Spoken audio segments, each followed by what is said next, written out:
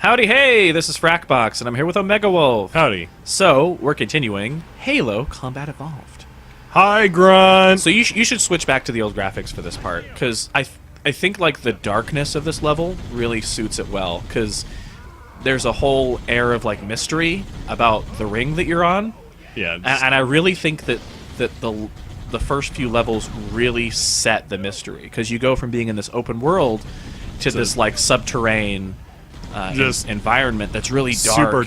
Super technology, super dark, and now it's so light that it's like the mystery's gone. Like, if you were playing this back in the early 2000s, when I did, it's just this game felt so revolutionary. Let's grab this. Because prior to this, were there really any first-person shooters on the Xbox? I think this is what came out for the Xbox. Yeah. Like, this made the Xbox. Right. Because there had been shooters on consoles before, but they weren't like... Oh, they took out the cutscene. Oh, yeah, that cutscene, yeah. But there had been shooters on the Xbox before, or on consoles before, but they weren't, like... They weren't good. They weren't critically acclaimed. Yeah. Halo won a lot of awards. And Halo has always been one of those, like, sort of trendsetters. Yeah. I think Halo was one of the first games that had fully... It wasn't great AI, but it had AI. Now, looking the enemies. Looking back at the early 2000s, like, this came out, what, 2001? Yeah. I actually have to say I'm very impressed with the graphic quality even now. Yeah. Although this is, I mean, it's on the Xbox One, so it's in 1080p, but this is about how it felt. I mean, it's such a different experience than what it was back. I loved Halo as a kid, and just the only part that really freaked me out was when the Flood showed up. Oh, yeah, you were telling me about that earlier. Yeah. You want to elaborate on what you told me? Well, basically, the way Halo's designed, you got this little companion to guide you, to calm you down. It's just like, right, Cortana. Everything's going to be all right. This is where you need to go. This is what you need to do. Well, when you dump her off in the control room, spoilers, you're alone. Who hasn't played this game? Like, this game doesn't need a spoiler tag. But basically, you are alone. You are alone, and you are stuck with the emotions. Right. And you are allowed to feel the and it's one of the terror. And it's one of the harder missions too, because it's a new enemy that you have no idea how to face. Headshots don't kill them as fast as they should. They're not like regular. The headshots zombies. are in their chest. Yeah, which is super weird. And so it's just... No, this game was so... Okay, you can switch back to the new graphics. But the game lets you feel terror. Yeah. In that moment. And it just did so many things well, because I remember thinking... This was an actual thought that I had when I was a young lad playing this game. Because I only played Halo 1 at friends' houses, because we didn't have an Xbox growing up. Yeah. And so I was more of a PC gamer, really. And I still kind of am, but I like my Xbox. But I digress. The point I was trying to make is when I was a young lad, the thought that I had was, this game has a lot of different things feeding into it. It's got the sci-fi aspect. It's got zombies. It's got zombie. You know, when that was actually the thing that prompted me to think about this, is when I saw the Flood, I was like, it's got zombies in it. Like, these are zombies. This is like, it's like a genre shift almost, going from, because zombies in my mind were more of like a fantasy type thing. Yeah. It was more of like a D&D or like an RPG type thing. And I didn't play D&D at the time, but that's just sort of what my mind categorized it as. But it's got aliens, and it's got so many different types of aliens. It's a military shooter. It's got zombies of sorts. Yeah. It's got this like ancient monks singing. The music and the sound design was just spot on. It was on a controller rather than being on a keyboard, a mouse and keyboard. And you don't know what's around the next corner. Yeah, exactly. And it just had such a good atmosphere for the early 2000s. This is literally one of my favorite games of all time. We had mentioned earlier in part 1 or 2 that there's generations of kids growing up that will either never have played this game, or seeing it for the first time. And I'm just... That's sad. It's so sad, because it's like playing, like, if I ever have kids, because I'm a millennial, so who needs kids? but if I ever have kids, they're not going to start playing on the new consoles. That's not going to happen. They're going to start playing a lot of the same way that they're going to gain an appreciation for the original video games the same way that I did. Because I was born in like 1990, right? So this is probably true. Well, yeah, I was born in 90. So this is probably true more for me than it is for you. But I saw what life was like before the internet. Oh. You were born after the internet. I saw the early internet. Right. So you know what the early internet was like. I was born before the internet. Before the internet became commercially available.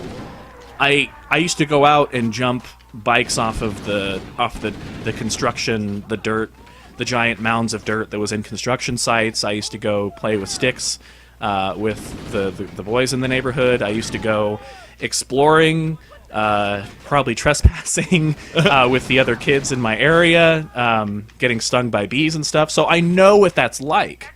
I know what this sort of analog world is like. And then I got to see the rapid increase of technology. I have to say that from my perspective as a millennial, I was probably more apt. Like millennials were probably more apt to exist in a world of past technology. Of past technology and future technology. We know what that transition looks like because we were taking in so much information during the time that all this was being created. All this seems second nature to us. Progress seems second nature to us. To me specifically, to my age group. Progress is the norm. And so I think that's why millennials are going to be very... This is getting really philosophical. This is getting really esoteric. But I think millennials are going to be very important for progress socially and fiscally and a lot of different things because we see the world differently. We see what the world was like before and we see what it's like now. And we pity both sides.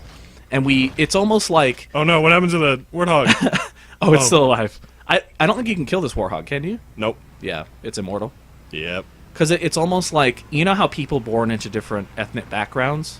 Where, like, let's say that you're half black, half white, right?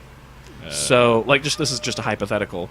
Where, like, the white folks don't really consider you white, but, like, the black folks don't really consider you black. It's that sort of thing? Because you're, like, half and half, but you feel both cultures. It's sort of that way, but for, like, old technology and new technology.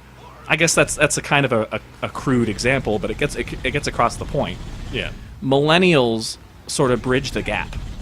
For technology. And... They actually help older people transition because... Oh, totally. Because we know... Our minds were more open to the change. And we know what it's like to not know what technology is. We know how we learned how to do technology. Yeah. So we as...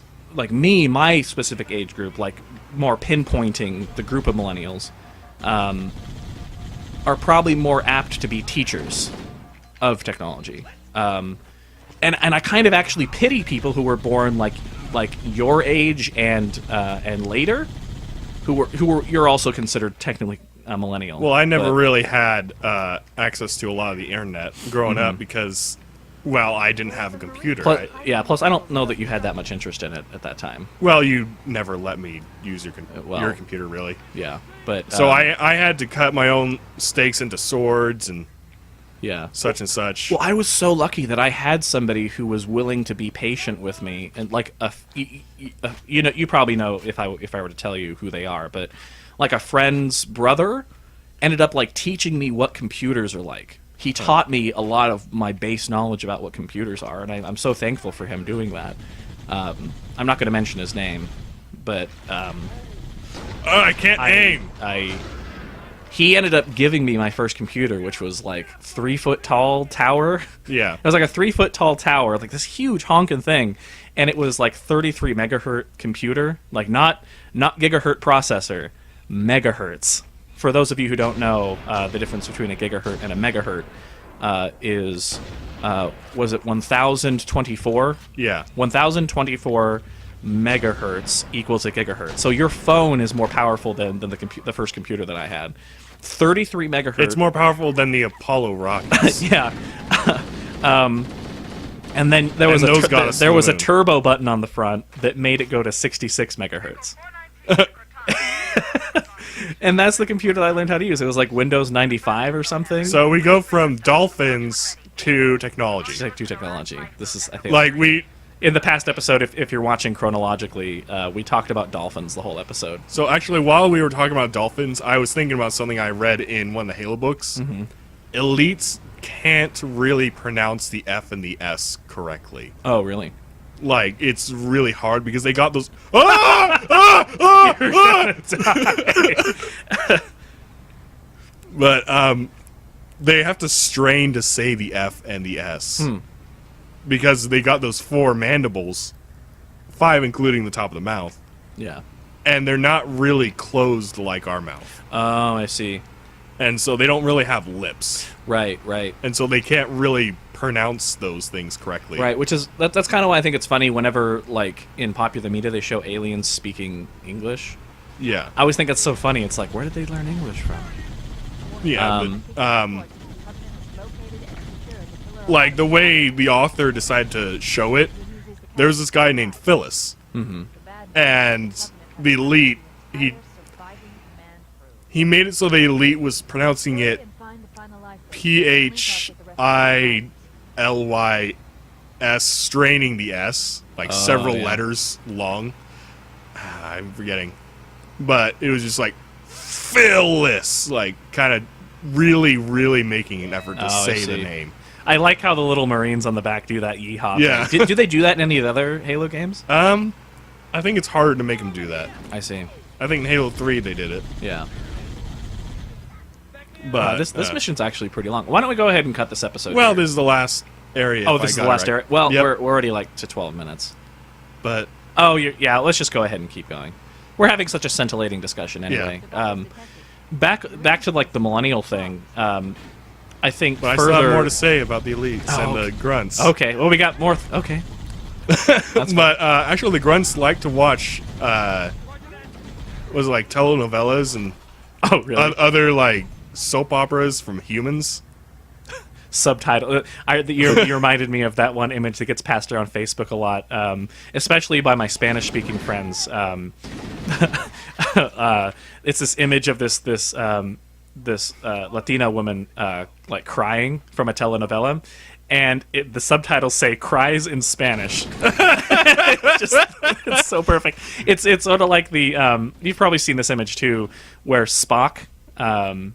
Basically, there's an episode of the original Star Trek where Spock is trying to keep his faculties because he's being influenced by some disease or something that makes the whole crew go like wild, and he's literally like he's doing mathematical equations while he's crying, and so I forget what it is, but it's like but the subtitles were mathematically crying or something like that. I forget what. Stand still. But the one thing I wanted to say about like millennials is like the newer generation, like yourself or after, they've always had this technology, and so for them I feel like they're actually the ones who might be a little more prone to what's the way that I want to put this? They're the ones who might be more prone to just kind of being more passive about technology, because technology is something that they don't have to work with. They don't have to know how it works. It just works. For me, like, I at least have a basic understanding of what I don't know. Like, if I wanted to go to school to, like, learn something, I at least... Because I've worked in tech support before. So maybe my experience is a little bit different, but I'm also kind of more of an analytical person, and I like boring clerical work, but I have more of an understanding of what I don't know, and therefore I know that I don't know it. I mean, it's and I think that's a power unto itself. Oh my gosh. My thing is kind of brute force it until it works. Right. Like, brute force my way through the system until it works. And that's sort of the thing with, like, Apple products. Because Apple products are very much made to there's this whole notion of when you work in tech support, you hear this a lot. Don't teach me anything, just make it work. And a lot of things don't work like that because you got to do a lot of preventative maintenance. You don't go to a doctor and say, like, don't teach me how to make myself feel better, just fix it. You don't do that to a doctor. You take the doctor's advice, and the doctor tells you what to do because the doctor's an expert. If you call into like tech support and you're just like, I don't want to know it, it's like, well, you're going to have to do this, otherwise you're going to have to call in again. Like, this is something you're going to have to do as a regular thing, as the steward of this piece of technology. Like, but just like I learn as I brute force my way. Yeah. So but a lot of like Apple products, for example, they're set up so that you don't really need to change very much. They work for people who don't know what they're doing. Yeah. And so that's kind of why you see a lot of these Apple products die around the same time that the new iProduct comes out. A lot of what people don't want to talk about is that a whole lot of the reason why they die around the reason that they do is because they're not taking very, very good care of them. Yeah. That's that's literally it. If you knew how it worked and if you knew how to take care of it, it wouldn't break so often. And that's something that just society for some reason neglects to mention. We treat everybody like, oh, it just broke. The thing's broken. No, like, these things can last a long time if you take care of them. I actually knew a guy that he wanted his phone to break, so he actually threw it on the floor and it survived. Yeah. They're, But just like, you drop them 5 feet and they're dead. Yeah. But you throw them, they're not going to die. Well, I mean, it depends on the type of phone. But, yeah. I mean, if you try to break something, you can eventually break it. Is this the end of the mission? Yep. Okay, perfect. Let me on! Let me on! Are you going to... there we go. Is there a cutscene? Sort of. I guess this is sort of a cutscene. So actually, the Master Chief goes back to a human-held base out in the desert. Mm-hmm. And he actually gets told by Major, you are under my command now. You are going to listen to me. Mm-hmm. When I say jump, you say how high. Oh my gosh.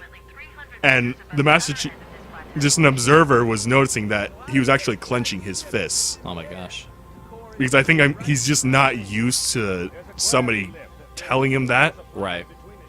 He's just told what to do. Right.